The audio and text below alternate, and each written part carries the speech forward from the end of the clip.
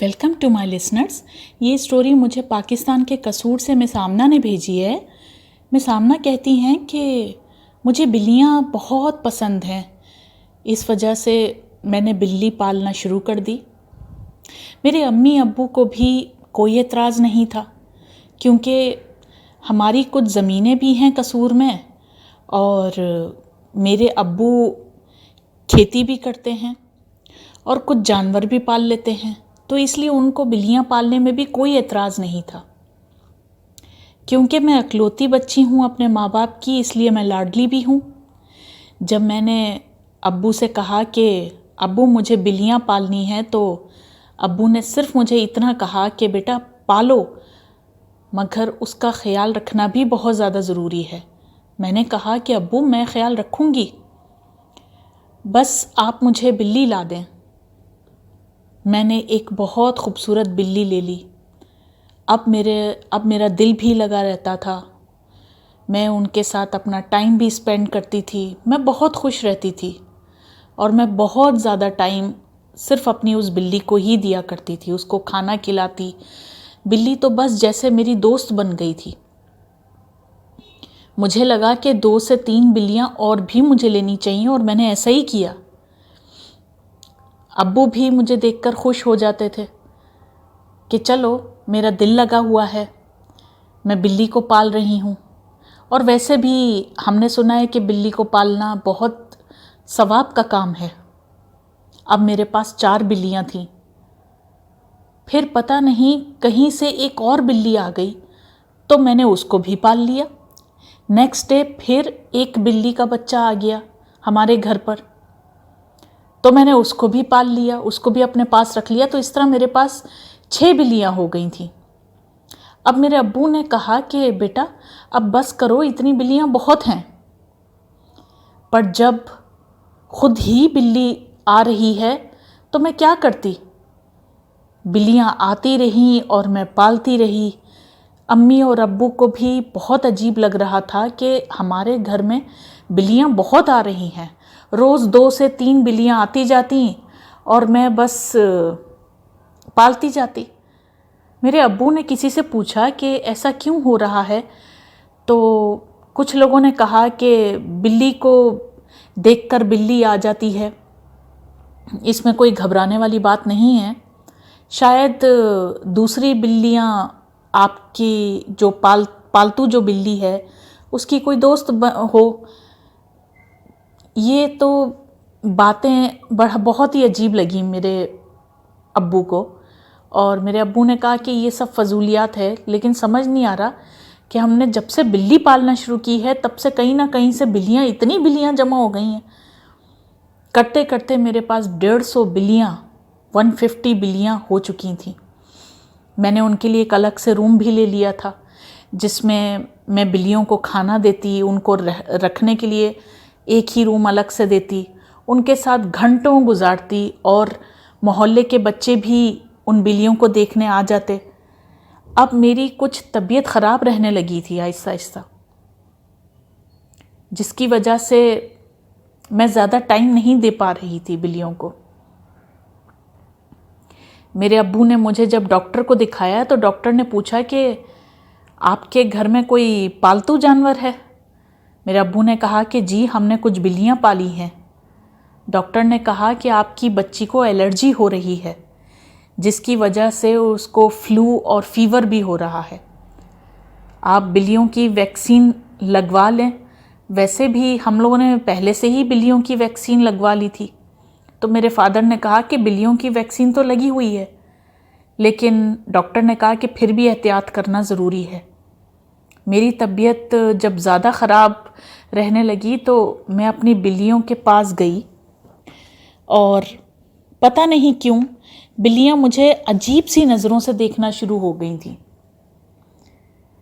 ایک دن رات میں جب لائٹ چلی گئی، کیونکہ اکثر چھوٹا شہر ہے تو وہاں پر لائٹ تو جاتی رہتی ہے، تو جب لائٹ چلی گئی تو بلیوں نے ایک رات میں زور زور سے رونا شروع کر دیا. مجھے بہت عجیب لگا. میں جیسے ہی بلیوں کے روم میں گئی، مجھے پتہ نہیں کیوں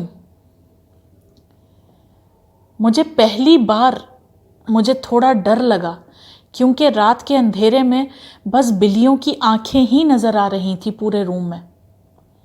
ज़ाहिरी बात है कि 150 बिल्लियों का मतलब है कि 150 बिल्लियों की आंखें, जो रंग बिरंगी आंखें थी और जो सिर्फ चमक रही थी, उन आँखों को देखकर मुझे पता नहीं क्यों खौफ हो रहा था। अचानक मुझे किसी की आवाज़ आई, जो एक लड़की की आवाज़ सुनाई दे रही थी।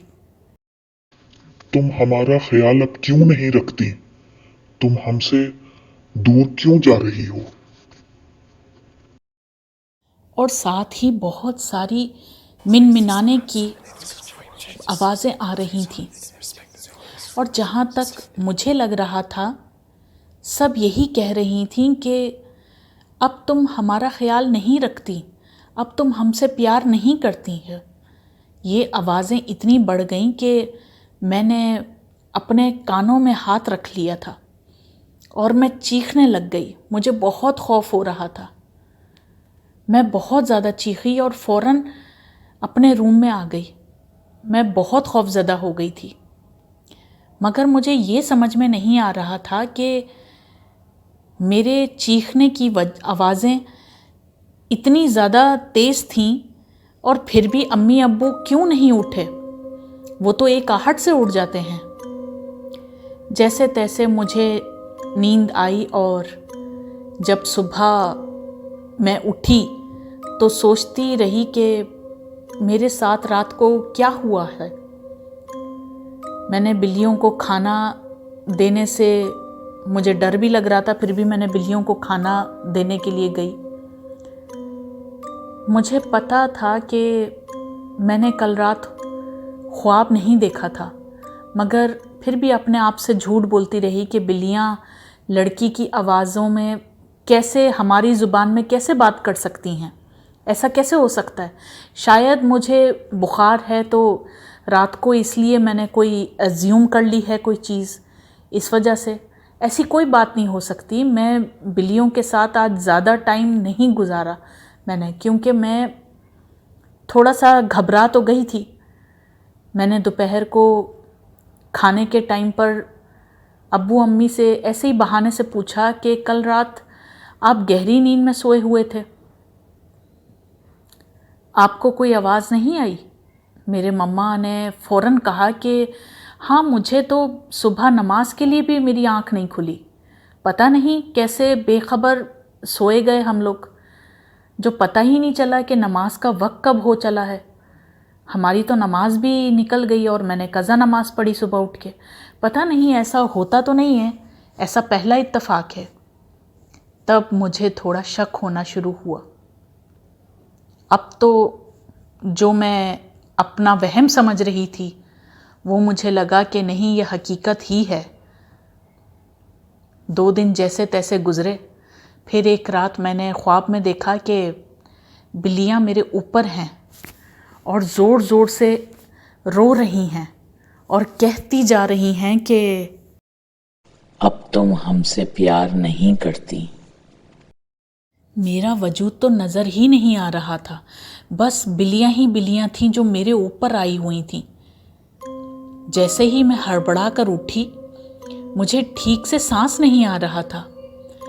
मैंने जल्दी से पानी पिया और थोड़ा अपने आप को संभाला, और फिर मैंने छुपके से बिल्लियों के रूम में मैंने झांका कि बिल्लियाँ क्या कर रही हैं। मैंने कुछ बहुत अजीब देखा कि जैसे बिल्लियाँ अपना सर जोड़कर कोई मीटिंग कर रही हों, और मेरे झांकने पर एकदम से सभी बिल्लियों ने मुझे पलट कर देखा। मुझे बहुत अजीब सा लगा। उन सब बिल्लियों में सबसे बड़ी बिल्ली वो एकदम से सामने आई और वो बोली, क्या देख रही हो? बस ये सुनना था कि सब कुछ पता चल गया। मैं वहीं पर बेहोश हो गई। सुबह मुझे अम्मी अब्बू होश में लाने की कोशिश कर रहे थे। मैं जैसे ही होश में आई तो इससे पहले कि मैं कुछ बताती, मेरे अम्मी अब्बू ने बोला कि बिल्लियों को यहाँ से भगाना पड़ेगा। मैंने पूछा कि क्यों अब्बू? अब्बू ने कहा कि हमने सुबह देखा, वो कुछ अजीब था। तुम बेहोश पड़ी थी और तुम्हारे इर्द गिर्द घेरा बनाकर, एक तरह से घेरा, गोल दायरा बनाकर सब बिल्लियां तुम्हें घूर घूर के देख रही थीं। जब हमने हटाने की कोशिश की तो कोई बिल्ली वहाँ से हटने को तैयार नहीं थी। मुझे समझ आ गया कि ये कोई आम बात नहीं है, इसलिए मैंने जैसे ही एक लकड़ी पर आग लगाकर उन बिल्लियों के पास में लेकर गया तो बिल्लियाँ मुझे अजीब नज़रों से देख रही थीं और अजीब नज़रों से देखकर चीख रही थीं। मैंने भी सारी बातें अपनी मम्मा को और अपने अब्बू को बता दी। मेरे अब्बू ने कहा कि जब रोज़ इतनी इतनी बिल्लियाँ आ रही थीं हमारे घर पर, तो तब से ही मैं जगह जगह से पूछता फिर रहा हूँ, क्योंकि ये कैसे हो सकता है कि इतनी सारी बिल्लियाँ खुद ब खुद हमारे घर पर आ रही हों। मुझे बहुत लोगों ने बता दिया, किसी ने कुछ बताया, लेकिन मुझे बहुत लोगों ने ये भी बताया कि हो सकता है कि बिल्लियों के रूप में कोई जिन्नाती मखलूक हो, जिसको अपना बसेरा करने के लिए कोई घर चाहिए। अब हम कोशिश करेंगे कि इन बिल्लियों को भगा दें, और हम अभी तक कोशिश कर रहे हैं कि बिल्लियों को घर से निकालें, मगर जब भी हम बिल्लियों को कहीं दूर छोड़ कर आते तो पता नहीं वो घूमती फिरती कहाँ से हमारे घर पर आ जाती हैं। क्या करें, समझ नहीं आ रहा। बस मौलवी साहब ने हमें कसरत से आयतल कुर्सी का विर्थ बताया है जो हम पढ़ रहे हैं। कभी ना कभी तो ये बिल्लियाँ यहाँ से चली ही जाएंगी।